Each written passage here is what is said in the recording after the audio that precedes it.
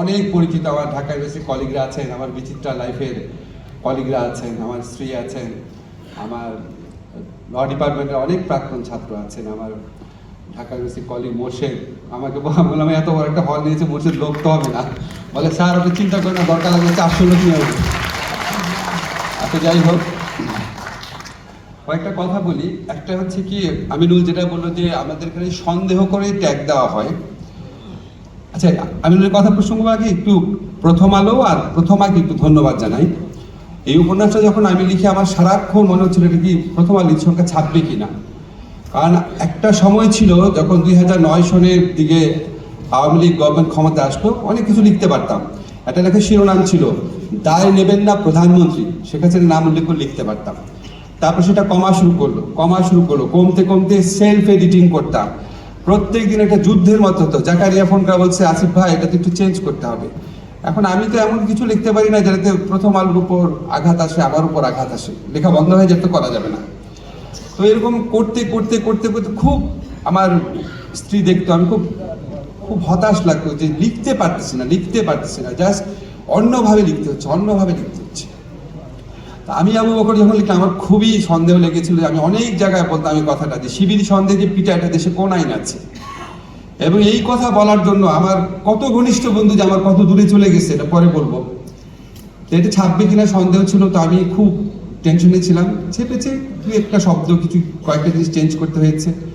নাজিম যেরকম বললো, প্রথম থেকে খেয়াল রেখেছি যে একটা অলিখিত নিয়ম হয়ে গেছিল বাংলাদেশে, 3টা বিষয়ে কথা বলা যাবে না। একটা হচ্ছে নিয়ম, রুল, একটা হচ্ছে শেখ হাসিনা সম্পর্কে, আর হচ্ছে ভারত সম্পর্কে, আর তৃতীয়টা বললাম না, খুব বিতর্কিত। এই 3টা ব্যাপারে কথা বলা যাবে না। তৃতীয়টা বলতেই পারলাম না, চিন্তা করে। আচ্ছা যাই হোক, এখন অনেক কিছু চিন্তা করে লিখতাম না। তারপর গল্পটা ছাপা হওয়ার পর আমার ইন্টেনশন ছিল যে আমি পুরা ডোজটা ওখানে দিব না, জাস্ট অল্প অল্প লিখেছিলাম। বই করার সময় আমি সম্পূর্ণ ফ্রিডম নিয়ে লিখেছি এবং আমি খুব কৃতজ্ঞ প্রথমার প্রতি। তবে আমার মনে আছে, আমাকে আলতাফ এখানে আছেন, আলতাফ আমার বললো কি আপনি কি বই মেলায় যাবেন? আমি বললাম কেন? বলে আমাদের কেন জানি মনে হচ্ছে এই বইটা পড়ে স্টলের উপর অ্যাটাকও হইতে পারে। আসলে ভয় পেয়েছি এই বইটা পড়ে ছাত্রলীগ অ্যাটাকও করতে পারে বইটা পড়ে। এবং আমারও একটু ভয় ছিল। আমাকে যেমন সাহসী ভাবা হয়, আমি আসলে এত সাহসী না। আমার মধ্যে বিবেক প্রচন্ড স্ট্রং, এই জন্য সাহস না থাকলেও লিখে ফেলি। আর তারপর অনেক দিন হয়েছে বইমেলাতে দোয়া করতে গেছি যে কোনো খারাপ ঘটনা যেন না ঘটে। যাই হোক, এখন আমি একটু প্রসঙ্গে আসি যে আমাকে আমিনুল বললো কি যেটা সন্দেহ করে ট্যাগ দেওয়া হইতো না রে ভাই, জেনে বুঝে ট্যাগ দেওয়া হইতো। আমি ইউনিভার্সিটিতে আছি 35 বছর যাবৎ, জেনে বুঝে জানে এই ছেলেটা শিবির না, জানে এই ছেলেটা ছাত্রদল না, তার ল্যাপটপটা নেওয়ার জন্য করা হইতো, বিনোদন হিসাবে করা হইতো, নিজে আরো বড় লিডার হওয়ার জন্য করা হতো, যা ইচ্ছা যে কোনো কারণে করা হতো, কোনো সন্দেহ না, নিশ্চিতভাবে জানতো শিবির না, তারপর করা হতো, সন্দেহ কোনো ব্যাপার না। এবং এই ব্যাধি, এই 15 বছরের এই সমস্ত ব্যাধি থেকে আমরা এখনো মুক্ত হই নাই। সেকেন্ড কথা হচ্ছে কৌশল। এটা আমার একটা আছে, এটা সত্যি কথা। আমি অনেক আগে থেকে লিখি। আমি ইউনিভার্সিটি 3rd ইয়ারে যখন পড়ি তখন আমি বিচিত্রার কাভার স্টোরি লিখতাম। যারা তখন বিচিত্রা পড়তেন তারা জানেন যে কিরকম ব্যাপার। আমাকে দেখে মানুষ হতবাক হয়ে যেত, আমি এত অল্প বয়স্ক ছেলে। আমি তো অনেক বছর যাবত দেখি। আমি সবসময় ফান করে বলি, হাসিনা খালেদা যখন পলিটিক্সে আসছে তখন আমি বিচিত্রার কাভার স্টোরি লিখতাম। So I know them. আমি অনেক চালাকি করে লিখতে পারি। যেমন আপনাদের মনে আছে, আমি একটা ফেসবুক স্ট্যাটাস দিয়েছিলাম যে সুষ্ঠু নির্বাচন হলে কাবুল বিমানবন্দরের মতো অবস্থা হবে বাংলাদেশে।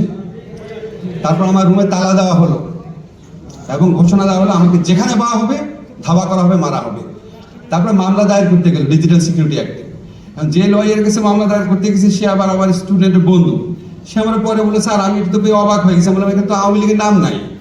সুষ্ঠু নির্বাচন হলে কাবুল বিমানবন্দরের মতো অবস্থা হবে।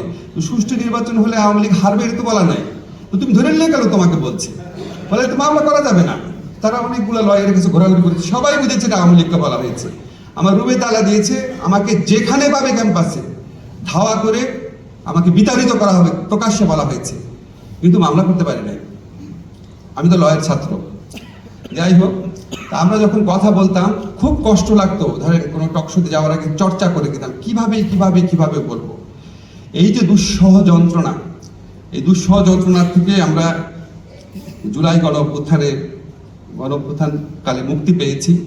মনে হয় এই ছেলেগুলো আমাদেরকে মানে কি দিয়ে গেল, যারা জীবনটা দিয়ে গেল, যারা বেঁচে আছে তাদের থেকে তো আমরা অনেক পূজা করি, অনেক কিছু বলি, কিন্তু যারা মরে গেছে তাদের মৃত্যুর বিনিময়ে আমাদের কি একটা অসীম একটা ফ্রিডমটা দিয়ে গেল, এটা মনে হয়, এটা আমার বলা প্রয়োজন। আরেকটা কথা বলেছেন যে